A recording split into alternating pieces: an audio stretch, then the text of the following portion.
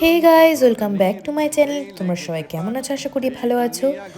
তো আমাদের এখানে কার্তিক পূজার মেলা চলছে এখন। 7 দিন ধরে মেলা হয় কার্তিক পুজোর পর থেকে। তো আমরা সেখানেই চলে গেছিলাম আজকে। আর মেলা মানেই তো প্রচুর ভিড়, আর খেলনাপাতি, বাচ্চাদের খাওয়া দাওয়া, অনেক কিছু। আর আজকে আমাদের এখানে কার্তিক ঠাকুরটা বিসর্জন ছিল, তাই অন্য দিনের তুলনায় আজকে একটু বেশি ভিড় হয়েছিল। আর এখানে দেখো 15 টাকায় হরেক মাল অনেক কিছুই পাওয়া যাচ্ছিল। আর বাচ্চাদের খেলনাপাতিও অনেক কিছুই ছিল।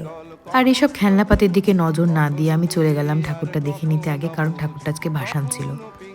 তো দেখো আজকে কি হারে ভিড় হয়েছিল এখানে। আর এই বাড়িটাতে কার্তিক পুজো হয়। তো ঠাকুরটা যেহেতু আজকে ভাসান হবে, ওই জন্য মণ্ডপ থেকে নামিয়ে নেওয়া হয়েছে, একটু পরে ঠাকুরটা বিসর্জন হয়ে যাবে।